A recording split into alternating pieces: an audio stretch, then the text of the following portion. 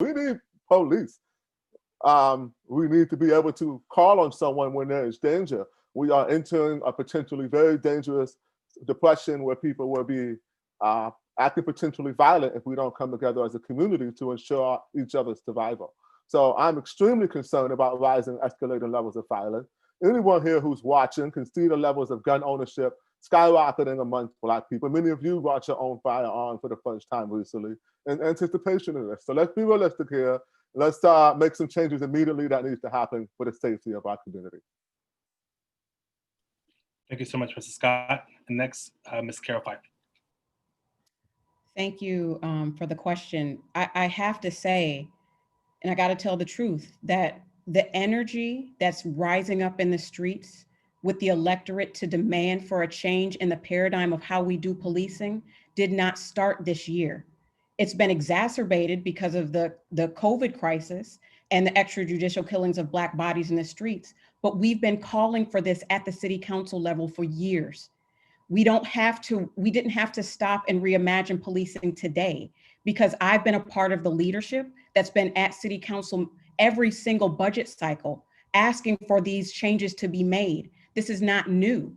What I have an issue with is that when we bring these progressive measures to city council, they're always obstructed.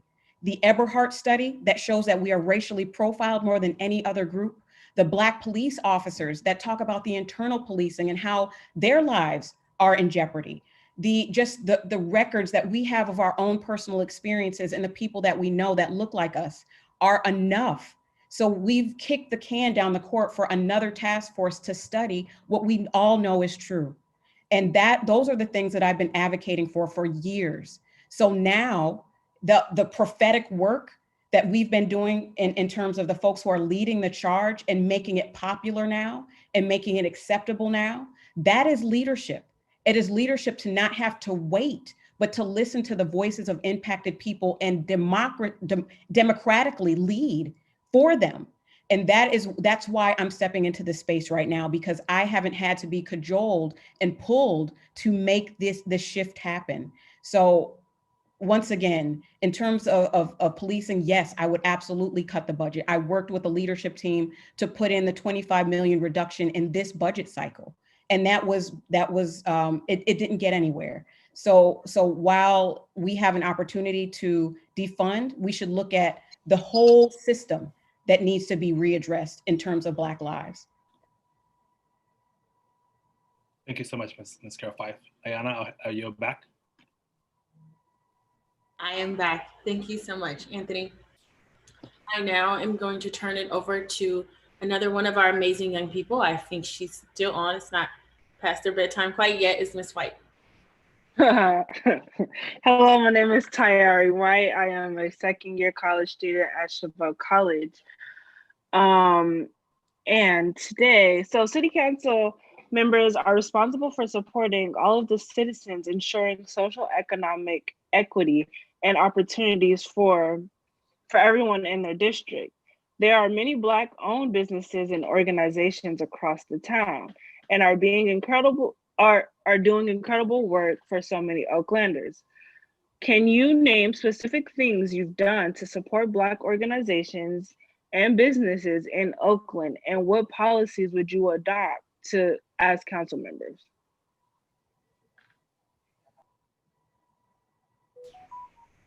Anthony, can you please put the question in the chat box? You're going to start off with Councilmember McElhaney.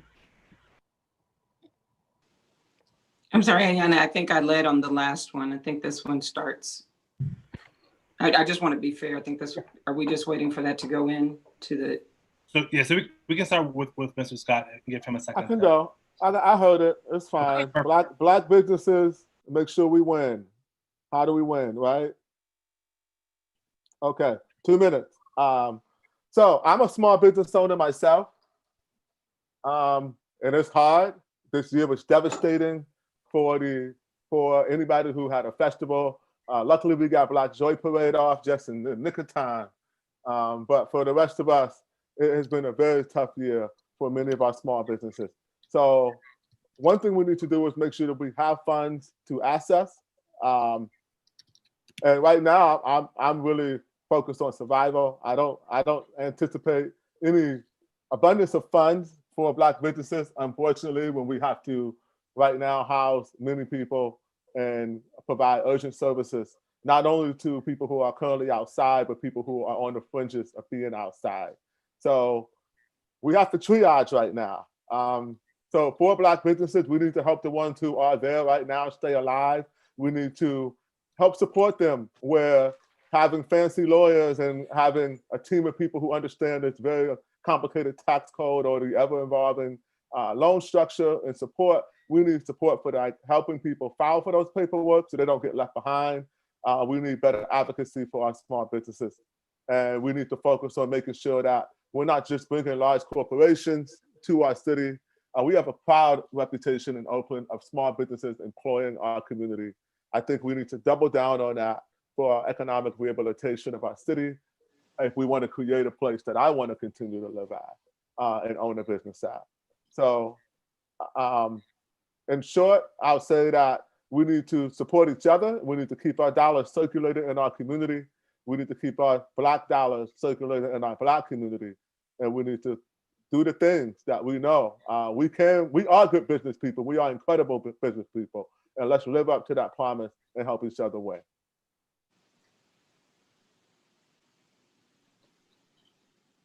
Thank you, Mr. Scott. Right on time. Thank you so much. Carol Fife, I'm sorry, candidates try to get on, so I'm trying to help them get on. I know we're at max capacity, but Carol, would you like to go next? Yes, please restate the question. Anthony? Yeah. So can you name specific things you've done to support Black organizations and businesses in Oakland? And what policies would you adopt as a council member? There's actually been a lot. I don't have enough time to list them, but I'll list some key things.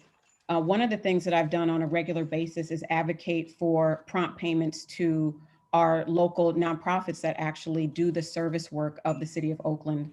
I've been very active at the Workforce Investment Board level to ensure that our nonprofits are paid on time, because they provide services that actually put Oakland residents to work.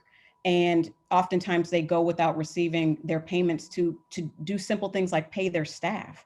And that is just unconscionable. So I've done the work to make sure that Black people are working and that the nonprofits that are doing the business of our city are actually funded in a timely manner. I've also, on my own organizing, worked with a group of Black folks to ensure that our businesses that were impacted by the COVID crisis had funds to make it through and to repair storefronts that were damaged in some of the uprisings. I think that it's important to make sure that communities are taken care of and not have to wait on the city to bail us out whenever we need help. I've worked to ban the box at local developments when we have large scale developments in the city of Oakland. I've worked to ensure that Black folks have access, and I've wholeheartedly supported our union family to make sure that they have strong contracts. So the majority of folks that are working and lifting up our city through city work are paid equitably. They have strong contracts and they have access to affordable housing right here in the city so they can live where they work. I think that is so critical. And it's not just for our city workers, but it's for Oakland teachers. It is for all of the folks who do the service of making our city a wonderful place to be. And I just think that it's critical to actually do what we say. So when I'm elected, if I have the honor of serving in this capacity of elected leadership, then I plan to contribute my salary, at least 50% of my salary, to creating a fund to make sure that our businesses and small homeowners that are struggling to hold on to their spaces are taken care of.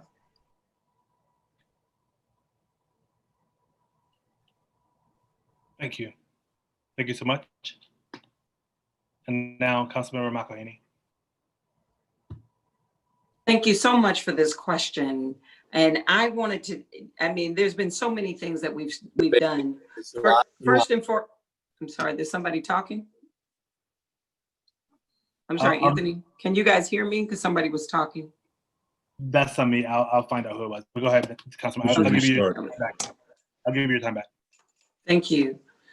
So first and foremost, to make sure that we're supporting Black businesses, I worked privately to help make sure that many of our legacy businesses did not fall into foreclosure in 2013.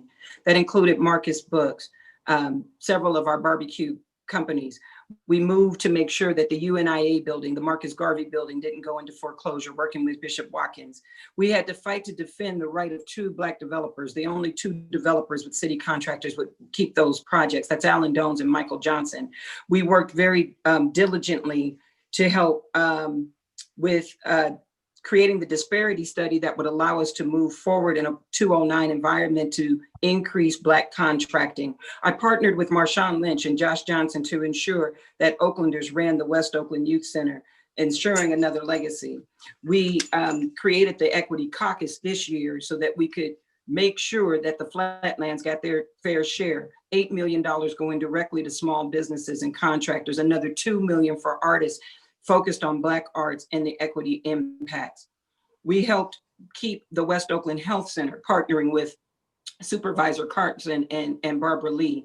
We created a fund to make sure that our landlords would be able to get this support that they needed so that they would not go into foreclosure.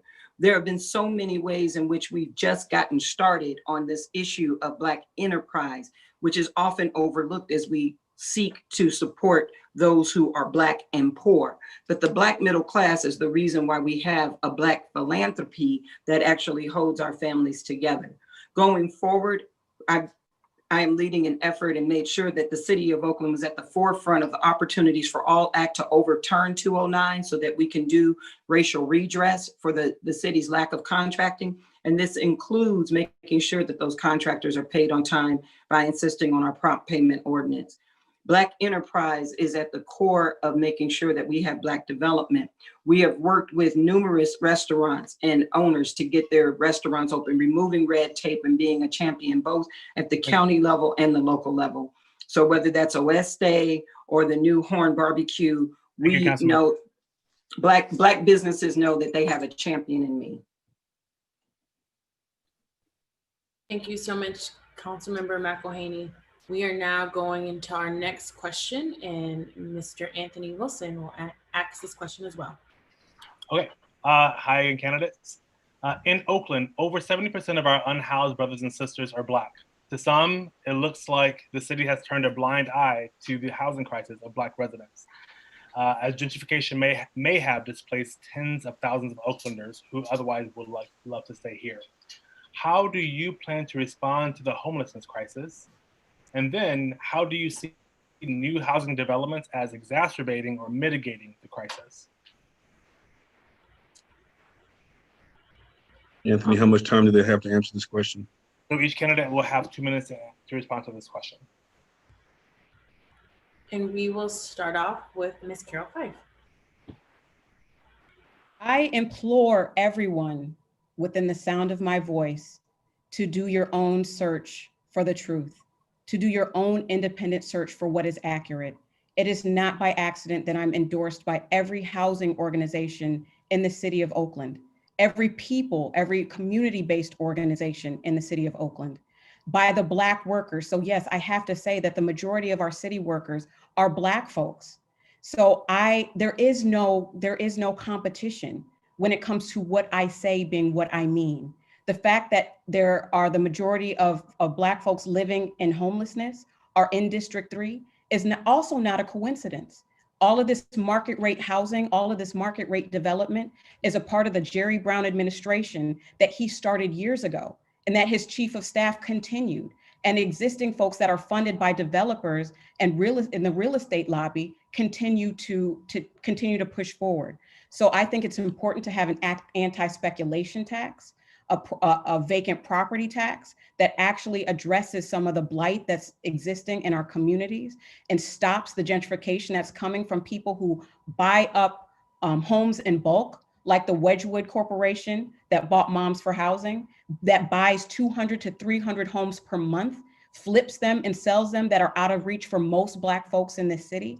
There are a myriad of things that we can do. We can invest in community land trusts. which I was told a while ago don't actually work, but have been able to buy the homes of several Black families that I'm in direct relationship with. We need to stop and do our research about what is really happening and follow the money. I represent the people, and I always have. The power is always with the people. And if you do your homework, you'll know that what I say is what I mean, and that is the truth. Thank you, Ms. Fife. Councilmember McElhaney, you're up next. The challenge that we have with homelessness has not begun in the last 4 years or 5 years or since Jerry Brown. Oakland has had a chronic condition with underhousing and underperformance in this marketplace since I moved here in the 80s as a teenager. So when I look at solving this problem, I look at it on many levels, and we look at 3 different ways that we have to deal with it: triage, acute response, and chronic conditions. In the chronic conditions, we know that we have an economy globally that is unfair and unjust. And that's going to require changes at the congressional level. That's why we work to flip the Senate. In the acute care is where we're seeing the most ready need right now, as people have finally caught up to that advocacy that we started in 2013 as soon as we came into this office to change how Oakland responded to the on-street conditions.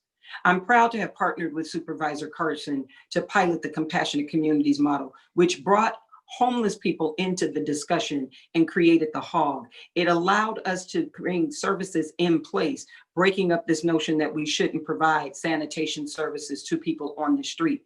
And it also led to innovation in terms of getting the mayor's attention around the cabins, and we must do more. This month, we're going to be examining a new strategic deployment of the increased resources that I fought for from 2014 forward. Even against the establishment like of EBHO, who didn't want to see dedications of money just to the homelessness because it shrunk the pie for the development for people above the 30% AMI. But the world has changed. EBHO and others have now come along to say that we have to do this work. And as we are doing the work now, we are increasing the amount of revenues from the state level, but we have to deal with HUD and get that back fully funded so that we can get our vouchers and others. So again, triage, acute and chronic care, it's not new, but we have solutions and we have to move them forward. Did I stay within the time that time? Yeah, you had about 3 seconds left. Okay. Thank you so much. So we're just about at time, and there was a lot of amazing questions in the chat box. And like I said to the District 1 candidates, I feel like some of the questions that folks feel like that haven't been asked in other discussions. So I really implore you all to read the chat and really be able to build that within your some speech as you all move forward in the race. We're doing a minute closing for all of you all. Wait, because Seneca, Mr. Brown, Mrs. Scott, sorry, Mrs. Seneca Scott. Sorry, Seneca. So I'm gonna use some of that time to make it known. It's not a two-way race here. There's other people in the community who are viable candidates who can help this city. So on to the homeless. It's a problem, and in 2 minutes, we ain't gonna solve it. But what we will talk about is really putting our focus on where solutions matter. And that is immediately finding housing for people who are fit to go move into them. And let's be serious here. I walked through, part of my preparation has been to actually spend an intense amount of time in encampment. I've met full families. I've been in places where there are dozens of kids. It is really getting intense out here. If you don't know that, I advise you to go and walk through before you make some solutions for people who you don't really know much about. So those solutions are mental health services. You have to spread the amount of equity in how we approach this. We cannot have 56% of the county's homeless in District 3. That is just unreal. It's mind-boggling.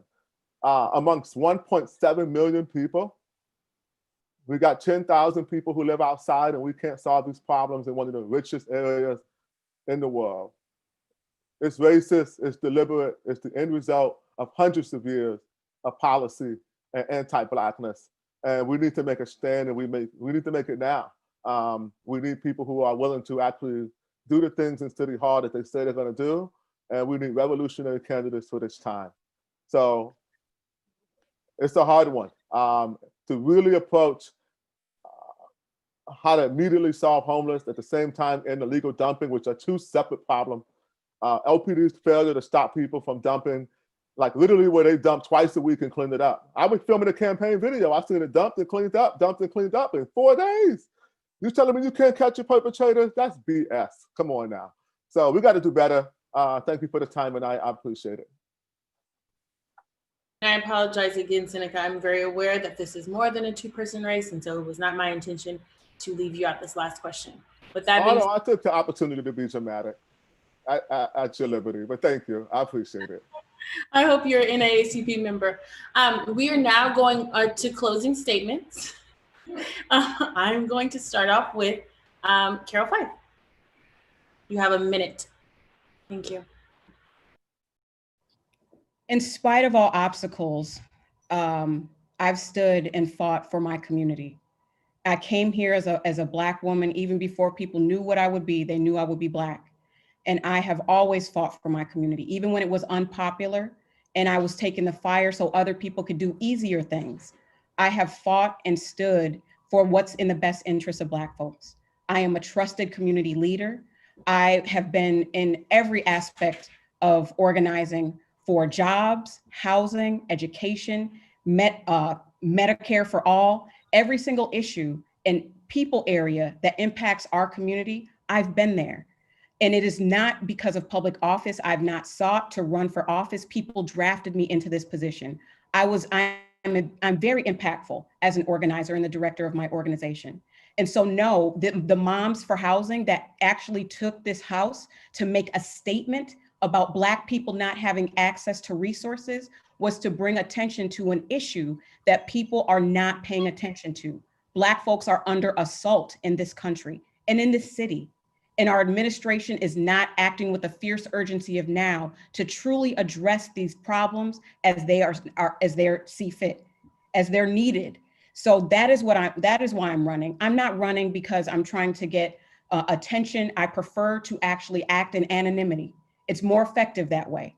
But it is the times that are transformative where people are calling for change, and I'm stepping into it fully to be a leader in this district. Where can people find you? CarolFife.org, really simple. Thank you so much. Councilmember McElhaney, you're up next. It has been the privilege and opportunity of my life to serve my community.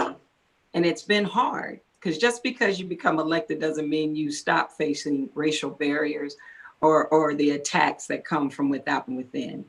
When I ran in 2012, I was a long shot candidate because I wasn't backed by any of the institutional powers, not the big labor unions, not any of that. I came with a heart for my people, and the people endorsed me. And so I'm pleased that over 300 regular folks in the community have endorsed this campaign, and that we still stand unbought, unbossed, and unbothered by the attempts to divide our community. Ms. Fife has been a fighter. Mr. Seneca is dedicated. We will not allow this to take away from the fact that we all love our community, and we are here. Now, while they want to talk about how we get better, I welcome them to the table, and I always have open door, open arms. But we don't give up the power of incumbency over minor differences. I'm still in this fight because I love this town, and we are moving forward, not on what I'm going to do, but what we have done. Check out the record at LynetteForOakland.com on tenant protection and landlord rights, on moving forward on our environment and protecting our babies from lead. We have moved forward on decreasing gun violence and opening up opportunities for our families who are coming home from incarceration. The stuff ain't easy. It's not always welcome, but it is right. And we are doing it right now with the fierce urgency now, not for gimmicks or headlines, but to make effective policy that moves our city forward. We do that in partnership with the entire community, so our gains are not given up to blowback. I didn't come here to play. Thank you so much, Councilmember McElhaney. And last, but certainly not least, of course, we have Mr. Seneca Scott to bring us home. Thank you. So my campaign platform is Neighbors Together, Pragmatic Solutions for District 3. We deserve better. I linked my website in the chat box, and I'll link a campaign video in the chat box. And I want to focus in closing on my 1-year promise, which I think is very something I thought a lot about, which is I'm not leaving D3. Y'all elect me in D3 and put me in office. I'll be here for my first year, and I won't be leaving the district at all. That means no Berkeley, no Emeryville. Don't invite me to certain parts of the lake. Certain parts I'm good, from what I understand from the map. But that map is my boundary. I believe that we have everything that we need right here. We need to be focused on our local businesses and our local communities to really be the change. We need someone. This is the most local of political offices. This isn't Senate or Congress. This is for D3 residents. This is about fixing the issues that we see in front of us in our 25 neighborhoods and doing that together. So thank you for the forum and the opportunity this evening, everyone. Y'all be safe out there. Thank you so much to all the candidates that are running for District 3. We look forward to hearing more about your candidacy. And please drop in the chat box ways in which everyone on this call can get to know you better, how to donate, how to volunteer, how to walk for you, or drop literature, whatever it is. Please make sure you put that information in the chat box.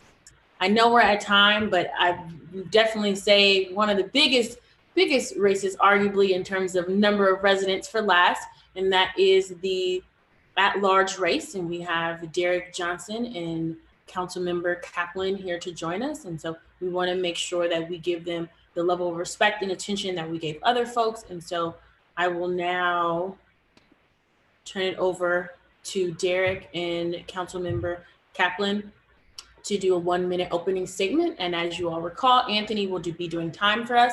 And so when you're at 30 seconds, he will give you a thumbs up. And if you go 5 to 10 seconds over your allotted time for the other questions, which is 2 minutes, he will mute you.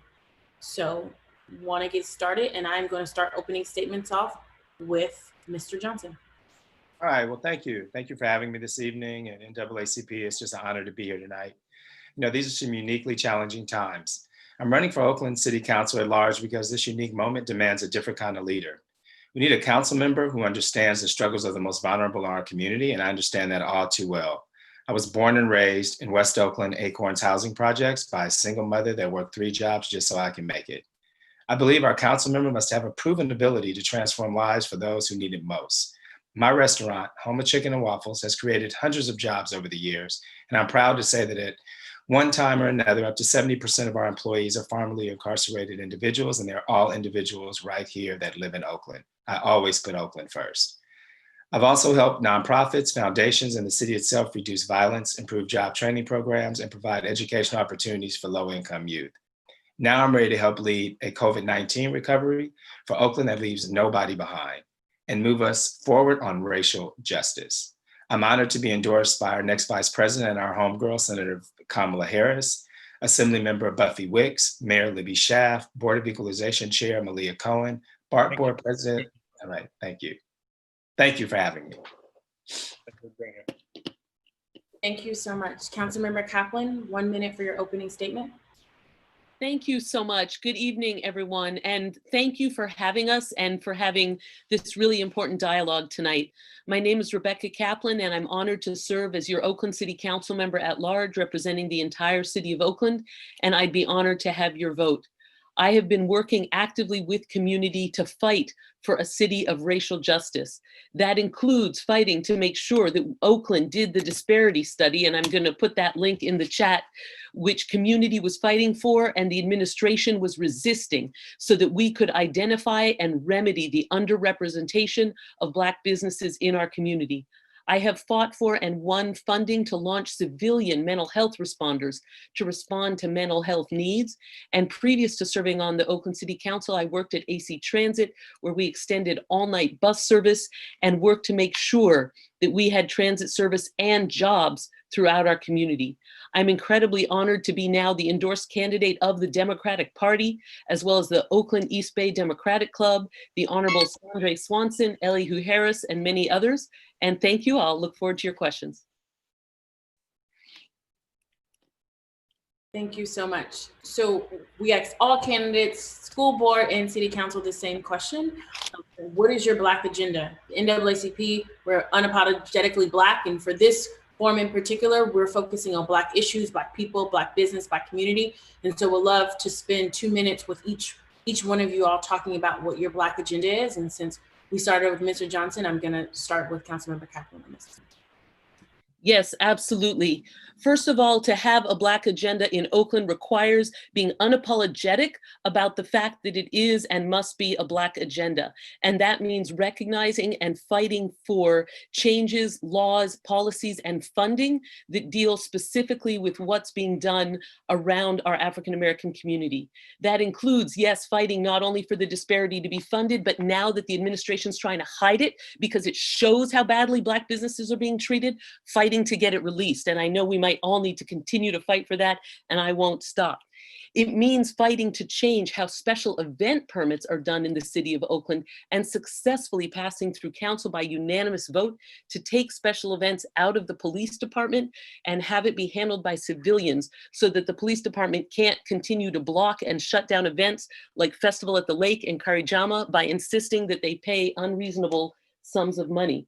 It means fighting for real job training in our community, like the Cypress Mandela Center, funding for our one-stop job centers and other programs that create that access. It means recognizing that we need a program that includes jobs and freedom.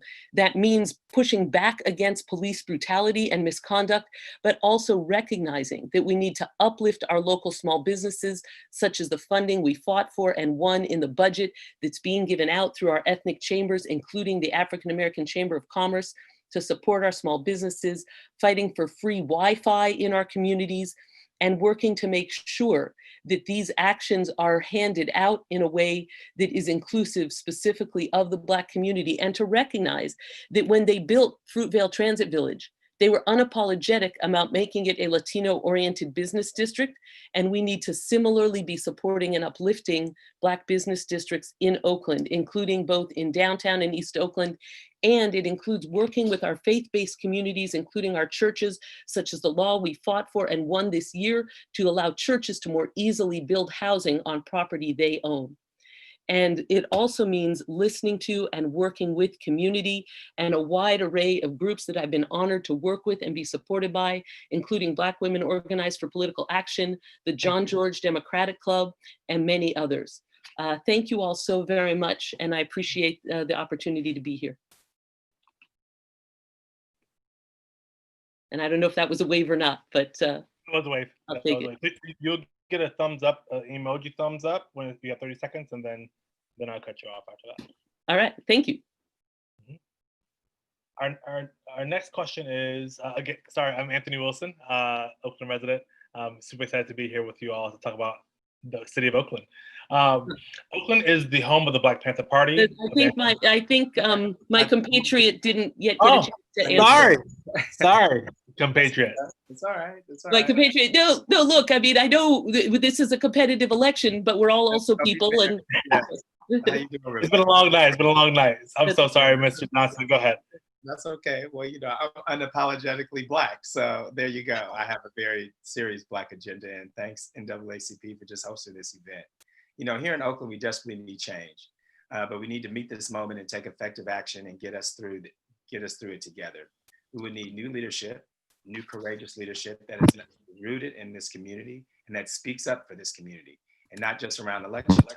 We need leadership that will tell uncomfortable truths and tackle tough, thorny, and powerful and emotional issues. I'm not a politician. I'm a third-generation Oaklander, a community leader who loves our city and is ready to help that change. So here's my vision. We need an unwavering commitment to tearing down systems of oppression. We must engage in honest discussion about systemic racism, and how we dismantle those systems in government and organization and in individuals' hearts and minds. We need to tackle these issues here locally in a uniquely Oakland way as a diverse and progressive city. We are uniquely positioned to show the nation how it's done. Finally, reforming and redirecting policing. I have 3 R's. We need to reconstruct, reimagine, and repurpose what policing is looking like and really change the culture of policing. Remove officers who demonstrate bias, racism, and other dangerous behaviors that threaten the safety of Black people and anyone in general from our police force. We need to ensure economic justice for all Oaklanders, fight to increase housing security and strengthen renter protections and anti-predatory lending legislations beyond the current economic downturn, so Oaklanders can afford to live in their city. support efforts to create more Black-owned banks, and serve the Black community with fair and generous banking and lending practices. And speaking of the Black cultural zone, Carolyn Johnson, a longtime friend, I actually referred her to that job and spoke highly of her to Gloria Cox-Corwell, who made the decision to hire her and actually put that plan in action out in East Oakland. Nurturing Black businesses and those who have dreams of starting one. I'm a Black business in Oakland. I've been a Black business in Oakland for over 3 decades. I've hired formerly incarcerated, I've hired those from Oakland, and it's very imperative that we hire our community. We need to save Black businesses. Thank you, Mr. Black Johnson. businesses are closing 47% as to 17% to their white Thank you, counterparts. Mr. Johnson. And that's unacceptable. Thank you. So now I'll hit you with the next question. Again, Anthony Wilson here. I will not cut you all off in the future. So the next question is about police reform. So thank you all for even thinking about that already. Oakland is home of the Black Panther Party of Angela Davis and gave birth to a national movement of community protection for Black people. This year, we experienced the George Floyd revolution and had to face again our city's ugly history with police brutality against its citizens. So our question for you, one, do you support cutting the OPD budget? And if so, how do you reimagine policing in Oakland? And we'll start with you, Councilmember Kaplan. Thank you very much. Yes, I support shifting things out of the police and to civilians that can more effectively be done by civilians. And I have been working with community to act for this even before it was something that the national media was paying attention to. And for example, we know that so often when police are sent to a mental health call, it ends up going very badly. And so 2 years ago, we fought for and won funding to create a program for Oakland to be able to have civilian mental health response. And then this year we passed money in the budget to launch that program that we were able to fight for. We also recognize that the way special events have been handled historically by the police department has had a disproportionate impact on African-American businesses that were charged more and made to pay for more police to be allowed to have their events. And so we brought something through council to change that and civilianize the handling of that. In addition, I am fighting for us to change how we do traffic enforcement. If you look at how speeding enforcement is done in California, it is done by only police, and there is a huge racial disparity in who gets pulled over, as well as the fact that a lot of people are speeding and not being stopped and endangering our community. And if you look at states where they've expanded and changed how they do speeding enforcement to not rely only on police to it, you know what happens? White people who speed get pulled over. And that is better for justice and better for safety. We also need to recognize that we have a problem of police accountability. Not all cops are bad and not all cops are good. But if you have no independent oversight, then the ones who commit wrongdoing get away with it, and that perpetuates that cycle. And that's part of why I fought for and authored Measure S1 on your November ballot to provide independent oversight for the police department. Thank you.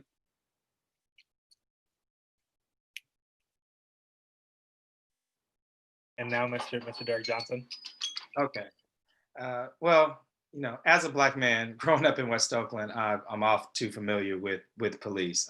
I was personally and have been profiled and pulled over, and you know, first thing asked when I was pulled over is, am I on parole or probation, which, you know, escalates a problem right there from the start. I think that what we need to do is look at what defunding means. When we talk about defunding, we talk about dismantling. And I know that we need safety now. I really am a supporter of Obama's 21st century policing policies, which our current president is defunded and dismantled. I think what we need to do is, one, reconstruct our police department. We need to look at the culture. We need to be training on the front end, and we need to be accountable on the back end. You know, the culture in policing is what we have to work on. And we also need to reform the police department. We need to hire more Black and brown brothers and sisters on our police force that come from the neighborhoods that they're sworn in to serve and protect. We also need to reimagine what policing is like through midnight basketball, coffee with a cop, any type of event or activity that can engage law enforcement with the community. I just read an article in Chicago last week where they have this My Hood, My City, My Block, or I think it's My Block, My Hood, My City, and where they have stipend teenagers that are from the neighborhoods, and they take the cadets and they take them around the neighborhood. They introduce them to important figures in the neighborhood. They introduce them to the rec center. They introduce them to the hood, basically, block by block. And those are the type of things that will change how we view police, how law enforcement views the community. And until we can really reform and reshape the culture of policing, you know, that's what we have to do. It's going to take some time, but we have to do it, and together we can make that done, because we have to stop the violence and the killings that's going on against our Black and brown people. Both of you are ending like 5 seconds before, so this is good. Thank you. Back to you, Ms. Moody. I will ask the next question. City council members are responsible for supporting all of its citizens and ensuring social and economic equity and opportunity for everyone in their district. There are many Black-owned businesses and organizations across the town that are doing incredible work for so many Oaklanders. Can you name specific things you've done to support Black organizations and businesses in Oakland? And what specific policies would you adopt as a council member? Or have you adopted as a council member? I will start with Mr. Johnson. All right, well, thank you for that question. As far as I am a Black business, I own a Black business. I've owned what for 30 years, a car wash, and now the restaurant business. I'm the owner of the Home of Chicken and Waffles in Jack London Square. What have I done? I have been involved with just about every community-based organization in this city in one way or another by donating my time and my food to make sure that their events go off with a success and they're not burdened with the expense of food. I donate it. I also hire 100% Oaklanders. Majority of my staff, as I mentioned before, are formerly incarcerated individuals, and there's been nothing more rewarding to me than watching young men and women come through my doors with no hope, tainted, you know, very bad attitude, very low social, soft skills as far as they never had a job and have been living a life of crime in and out of jail, to see them turn their lives around, get a car, get an apartment, and better yet, get that first paycheck. That's been the most rewarding thing that I could give to the city. And that's what I would promote when I get into this seat. We have to create more jobs. It's all noted and it's statistical that when people are employed, we have more morale, we also have lower crime. And we need jobs in our city. And that's something that we need to make sure that Oakland is much more business friendly and write ordinances that protect all levels of business, large, medium, and small, and particularly those in the African-American community. I work side by side with the Oakland African-American Chamber of Commerce. I'm a member of, a board member of the Oakland Workforce Development Board, where I've helped and voted to give funding to organizations that do just that, that train the Black and brown people, especially the Black brothers and sisters in our community, to get them jobs. And then they usually send them over to me. So I'm a job creator. I'm going to continue to create jobs. And I want to make sure that we have a city where we don't have double-digit unemployment, especially in the African-American community. Thank you. Councilmember Kaplan. Yes, thank you very much. So one of the things that I know we're all working on right now to help support these efforts is to overturn Proposition 209, which was passed deceptively in California and is really about silencing our Black businesses. And we need to overturn that on our ballot this November with Prop 16. In addition, at the local level in Oakland, I have fought for policies to expand our local and small business utilization. I have fought against the racial disparities in city contracting, and as I mentioned, fought for Oakland to conduct the disparity study that is needed, and am now fighting for it to be released while the administration is trying to keep it hidden. In addition, I fought directly for funding to support our local African-American businesses respond to the COVID crisis by advocating for funding being distributed through the African-American Chamber, as well as for funding for local businesses on the East 14th Street corridor to be provided. We've also fought for funding for our job centers, and this is also important. Oakland has job centers, the one-stop job center and others that help our local businesses succeed and that help African-Americans get jobs and those businesses connect, and those have often been underfunded, and we fought through the city council to allocate funding for those businesses. We also recognize that when construction projects are going on, that when African-American owned contractors are brought in, they are more likely to bring in Black owned subcontractors and Black owned workers. And so we've been fighting to include African-American contractors in our construction projects, as well as fighting for the job training programs. Thank you. Awesome. Thank you, candidates, for answering that question. And our last question of the night for you all is about homelessness and housing, which I know is at the top of your minds. So in Oakland, over 70% of our unhoused brothers and sisters are Black.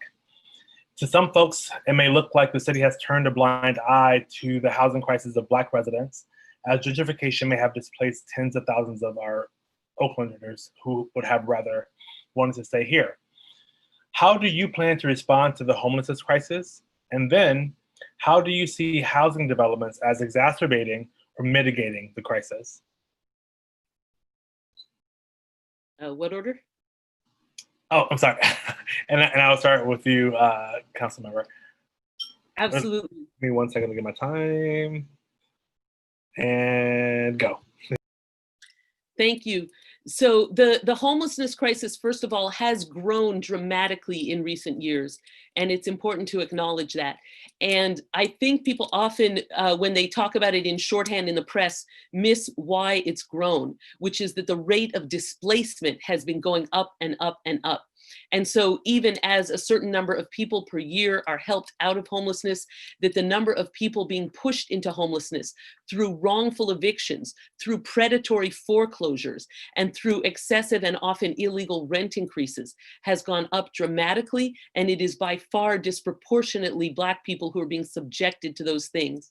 And that's part of why I fought for and won money in the budget to fund emergency tenant assistance and anti-displacement, to make sure that we are working to do what we can to keep people in their homes in the first place, which, by the way, is also much cheaper than waiting until someone is pushed out onto the street.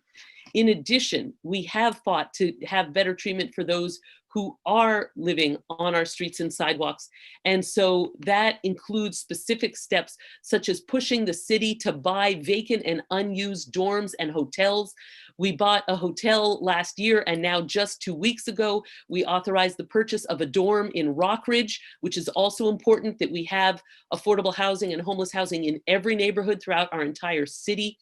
And those programs, like the Henry Robinson Multi-Service Center, where people have a room to stay in as well as services on site, have the highest success rate among homeless programs. And that's part of why I've fought to expand those. We've also expanded the ability of private property owners to put new units on their lot, including through accessory dwelling units, through the use of RVs that are regulated with sanitation, and through the passage of a law to allow our churches to build on their lots without too many barriers. And so these are all components to how we solve homelessness. We have to prevent more people from being pushed into homelessness while we work to expand housing, including affordable housing for those who need it. Thank you so much, Councilmember. And now, Mr. Johnson. Yes, you know, this homelessness is very dear to my heart. It's one of the main reasons why I decided to run for this seat. Growing up in Oakland, being born and raised here, I grew up in Oakland where we didn't see encampments all on the streets, and definitely didn't see our Black and brown brothers and sisters and youth and the LGBTQ community youth being pushed into the streets as they are now. Homelessness is a humanitarian crisis, and with thousands of our fellow Oaklanders tragically living in the streets even before COVID-19, you know, we have to do something. It's a public health emergency. You know, prior to this pandemic, Oakland developed innovation solutions to reduce homelessness. The Oaklanders have been falling into homelessness faster than we could rehouse them.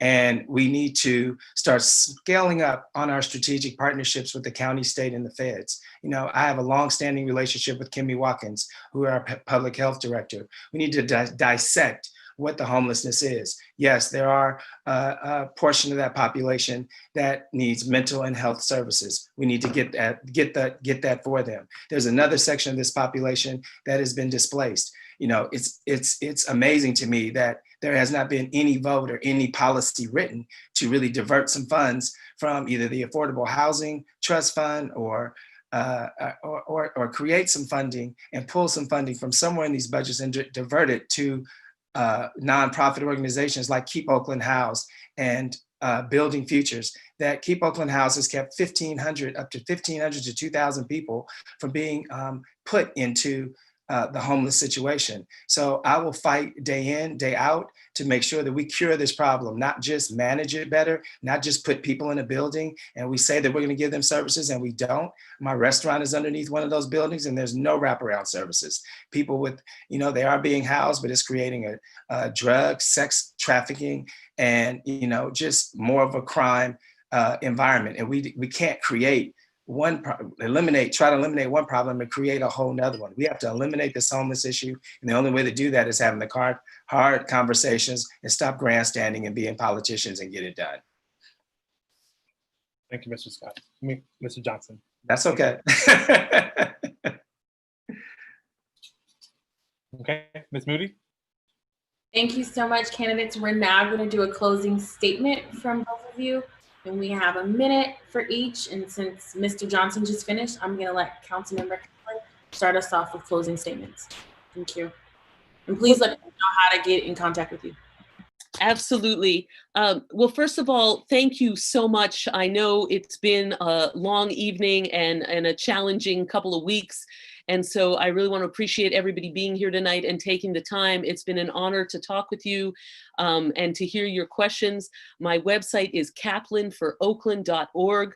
I would be honored to have your vote. And also I would welcome any further questions or follow-up. In addition to the fact that I'm on your November ballot, I did also want to mention that we have a couple of important ballot measures. The youth vote ballot measure, which would allow 16 and 17-year-olds to vote in local school board elections. That's Measure QQ, for which I was lead author. That will help expand our democracy and encourage young people who helped write this measure to have active civic participation. We also have Measure S1 to provide for independence of the police commission, and that will ensure that we can have true oversight to respond to misconduct.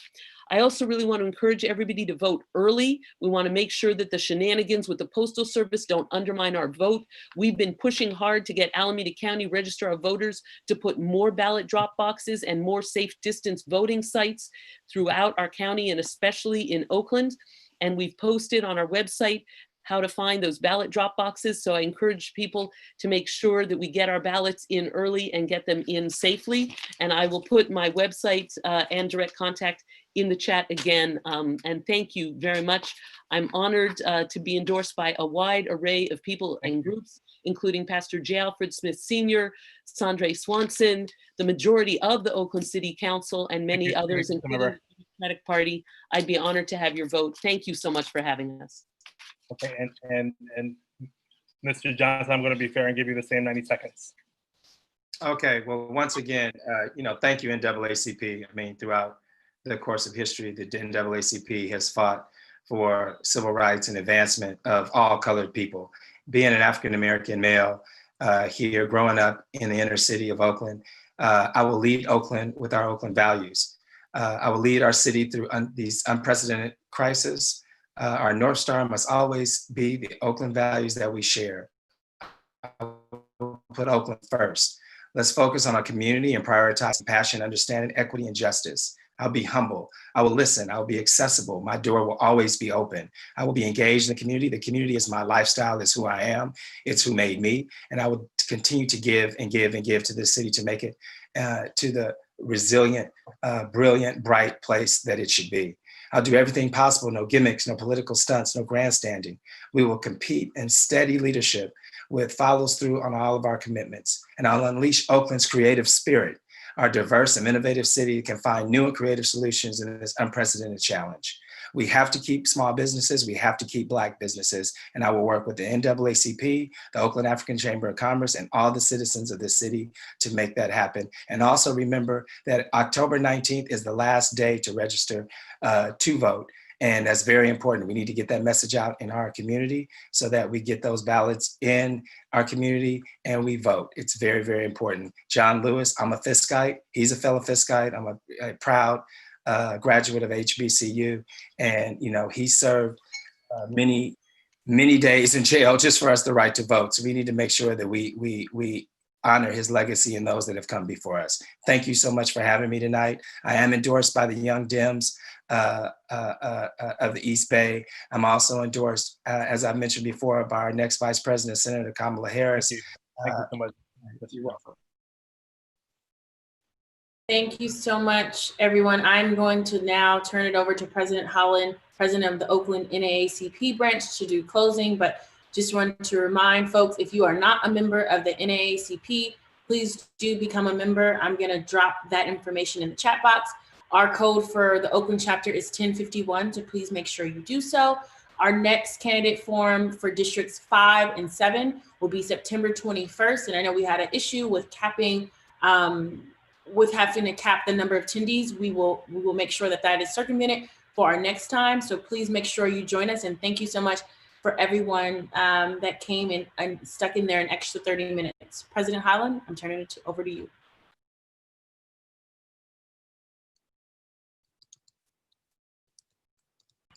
President Holland, you're on mute.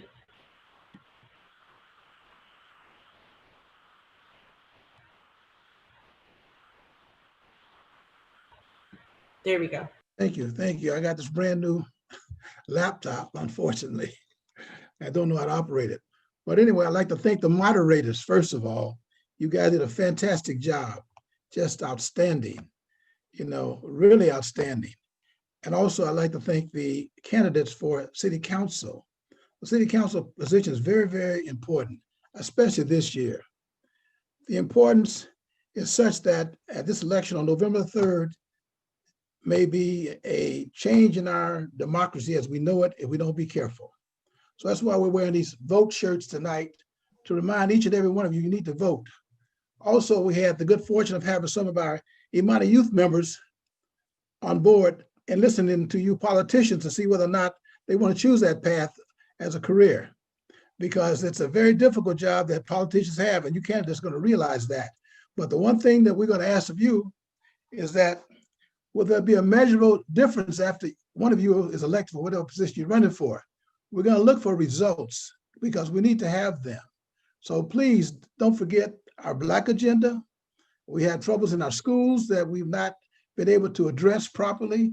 We have problems in our community in terms of health and education and employment.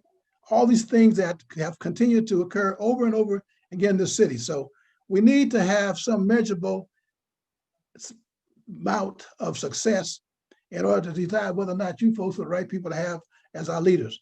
But again, I want to thank you, and we're going to continue this next week, but we're also going to have in mind that November 3rd, we got to vote. If you don't vote, people died for your right to vote. If that's not important enough for you to vote, then something's wrong with you. And I have a real difficult time talking to people who don't want to vote because it's not important. It's very, very important to me. Schools are important. Oakland's important to me. Oakland's the best city in America. Let's not forget that. So thank all of you for attending tonight, and I'll see you next week. Thank you so much, everyone. Good night. All right, thank you. Thank you for having me tonight. Bye-bye. Have a wonderful day, everyone. Bye-bye. Go well. Peace and blessings. Thank a lot you so much. HBCUs on the line on here. You said Fisk. NAACP folks, please stay on. Thank you.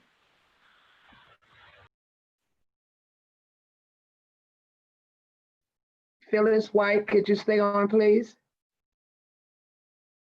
I think she got off. I hope that y'all don't mind. I'm going to eat my dinner while we debrief. I am starving. We ask for all NAACP members to stay on, please. Only NAACP members? Non-candidates. We have some of the candidates. I'm sorry, I was reading the chat. I'm out, y'all. I ain't trying to be nosy. I was trying to get caught up on the chat. You all Thank did you, such a wonderful job tonight. But let me say, I was typing some compliments in there, trying to read everything. But thank you all so much. It was really well done. But now I don't know who needs to expand the capacity, but y'all know would have had 300 people in your We'll definitely post it in several places so people can have access, and we'll send it out to the membership too. All right, well done, y'all. Have a good night. All right. Thank you, Councilwoman. We're waiting for other people to get off, you guys. Let me call Phyllis.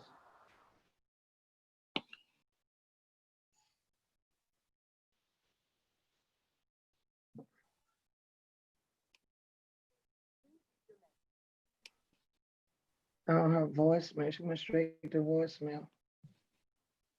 Yeah, can you talk? They may be on, but they may not actually be present. They're just on. And this. We need to just wait for everybody to get off. So Yeah, just I can start kicking people off. there you go. 341-505. Who is that? Let them go. Mark Hurdy is a candidate. He can go. I know what I'm getting ready to do. Okay. Come on, what's the issue? He's in.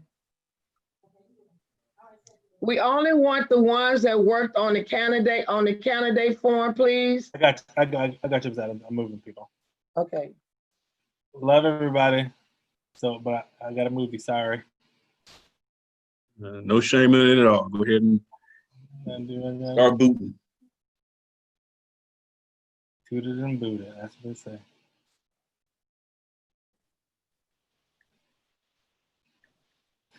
Nice to see you, Council Member Taylor, Lauren Taylor.